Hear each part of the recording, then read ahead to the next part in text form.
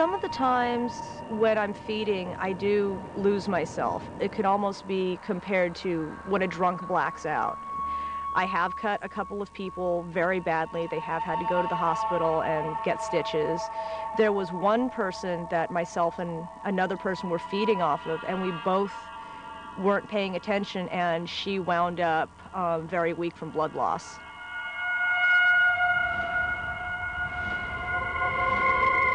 One time I had cut myself pretty badly, and normal reaction is you take your, oh, I cut myself, stick your hand in your mouth and suck the blood.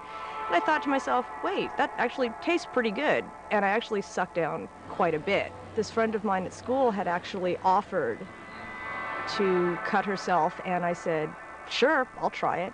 So she cut herself, and I drank probably about 1/4 of a cup of blood off of her. And it was very, very strange because it was the same effect as before, only it was much more powerful. I felt very euphoric, almost as if I had taken drugs. I don't encounter very many people who would come up to me and say, well, you're an idiot, I don't understand why you're doing this. You're obviously battling some inner demons if you feel that in order to fulfill your life you have to drink blood. Because I don't talk to too many people outside of the scene about it, and not many people outside of the scene know that I do it. The only person who really does know is my boyfriend, and he's 100% supportive. You know, Sue told me about her blood drinking basically immediately. Michael, you're a really nice guy. I just want to tell you something. I mean, she was very proper about it. If she doesn't feed in a while, you will notice some very characteristic things about not feeding in a while. She'll get irritable. She might get a little sick. She doesn't talk well. You know, she'll just want to hide in a corner. She won't want to go out and do things, except to go out and feed. And I just sort of have to go along with it. Craving blood is very unpleasant. If I haven't fed for, say, 4 or 5 weeks, I do get pain. I get stomach pains. My eyes become more sensitive to light, and sometimes I'll get muscle cramps. I've tried supplementing my diet with a lot of protein, different kinds of protein, raw, steak, things like that, but nothing seems to work except for blood. If I can't find a human donor, I will get animal's blood. If I can find a butcher, I can order blood, because some people use it for blood pudding or to make blood sausage, or barring that, I'll go to the supermarket and buy calf's liver and drink the blood off of that. Basically, I'll buy probably, depending on the size, 3 or 4 pieces of liver. I take it and put it in a blender and puree it and drink that. And that'll last me a couple of weeks until I can actually get to a human donor. I mean, I don't know how you feel about eating liver in general. I mean, most people don't like liver, but it has a very metallic, very distinct flavor. If I'm not able to get people, if I'm not able to feed off of people, I do this about once a week. It's a little bit messy, but it's the way it is sometimes. The flavor's a lot more mild. It's not as gamey and harsh as beef is. Beef is really harsh.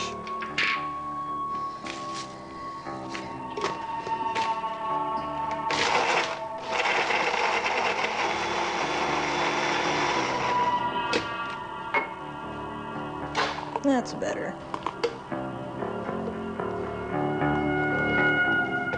Now, generally, I don't like this flavor at all. It doesn't taste good. The aftertaste is not good.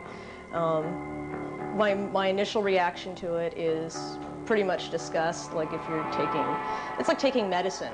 You have to do it. Otherwise, you don't get any better. With human blood, it's much more intense, and it lasts a lot longer. The effect of human blood will last maybe a few hours. The effect of animal blood will only last maybe 20 or 30 minutes.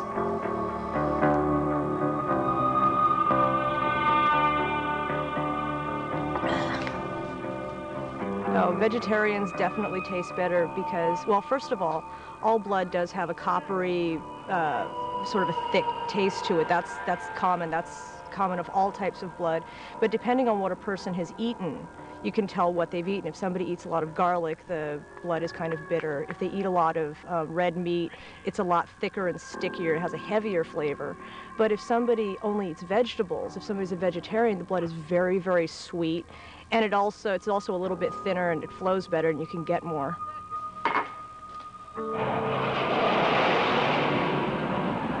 Like New York, LA also has a club scene to cater for its vampire community. Most of the clubs play hardcore industrial goth music and enforce some type of dress code. But one club Sue took me to had a VIP room with a difference.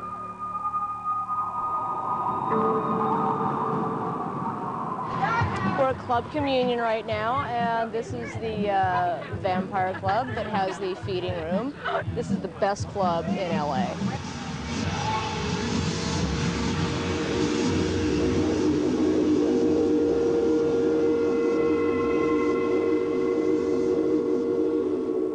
Communion has a feeding room which I've never seen in any other club around, and it's very carefully monitored. Only consensual feeders and donors are allowed upstairs. No one else is allowed up there. And we have somebody monitoring everything, make sure nobody gets hurt and everybody gets cleaned up properly. It's a little bit weird for somebody who's never seen it before. I've been involved in the scene in one form or another for over 10 years now, so seeing that is not terribly shocking. If anything, it usually makes me hungry. Everybody has different feeding habits. Some people will feed off of somebody on the neck, which is very dangerous. Some people the shoulder or the back, which is good because later on clothes cover it and it heals up faster and it bleeds really well. Other people like to cut someone's arm. Some people, they do get a sexual rush out of it. Some of the feeders do and some of the donors do. So some of them may be partaking in a little bit more groping one another at the same time as feeding.